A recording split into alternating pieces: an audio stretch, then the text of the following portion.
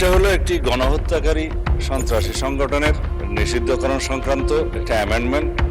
আগের যে আইন ছিল সন্ত্রাস বিরোধী আইন, সেটা অ্যামেন্ডমেন্টের জন্য সংসদে উত্থাপিত আকারে সন্ত্রাস বিরোধী সংশোধন বিল 2026 পাশ করা হোক।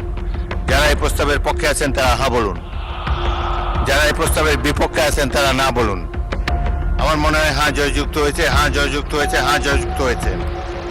নিষিদ্ধই থাকছে আওয়ামী লীগের কার্যক্রম। বুধবার জাতীয় সংসদে স্বরাষ্ট্রমন্ত্রী সালাউদ্দিন আহমদ উত্থাপিত সন্ত্রাস বিরোধী আইন সংশোধনী বিল 2026 সর্বসম্মত কণ্ঠ ভোটে পাশ হয়েছে। নতুন আইন অনুযায়ী সন্ত্রাসে জড়িত অভিযোগে কোনো ব্যক্তি, সংগঠন বা রাজনৈতিক দলকে নিষিদ্ধ করা যাবে। ইতোমধ্যে নিষিদ্ধের তালিকায় থাকা আওয়ামী লীগের কার্যক্রমও আইনসিদ্ধভাবে অব্যাহত নিষিদ্ধ থাকবে। জীবন অবাক না করলে কে করবে? 28% মিল্ক ফ্যাটের অবাক করার সাথে ফ্রেশ মিল্ক পাউডার। জীবন অবাক করুক প্রতিদিন। অনলাইন ও সামাজিক যোগাযোগ মাধ্যমে তাদের কার্যক্রম প্রচারও বন্ধ থাকবে। নিষিদ্ধ সংগঠন বা ব্যক্তিকে অর্থ, আশ্রয় বা সহায়তা করলে কঠোর শাস্তির বিধান জারি হয়েছে। এটা পুরো পড়তে পারি নাই, যেহেতু আইনটা অবশ্যই একটা সেন্সিটিভ আইন।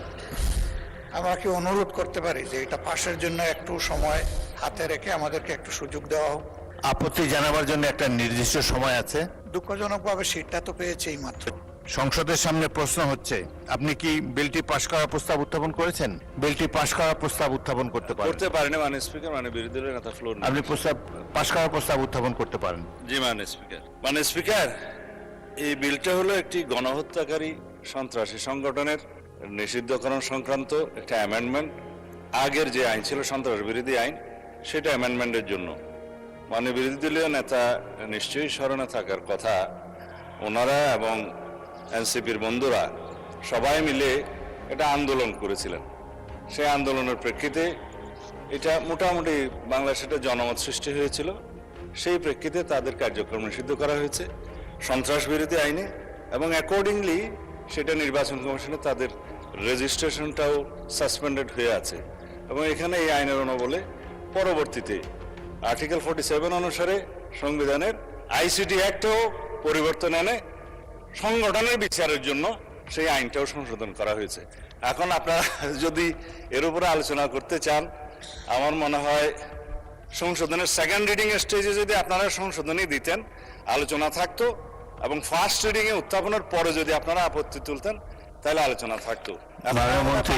আমি উত্থাপন আমি আমার রুলিং দিয়েছি, আপনি আপনার পাশ করার প্রস্তাব। ধন্যবাদ মাননীয় স্পিকার আমাকে কথা বলার সুযোগ দেওয়ার জন্য। আমি জাতিকে পরিষ্কার করার জন্য এই কথাগুলো বলবো। জাতি পরিষ্কার আছে। ধন্যবাদ মাননীয় স্পিকার। মাননীয় বিরোধী দলের নেতা মেনে নিয়েছেন। এর আগে অন্তর্বর্তী সরকার গত বছরের 11 মে সন্ত্রাস বিরোধী আইন সংশোধন জারি করা অধ্যাদেশ গেজেট আকারে প্রকাশ করে।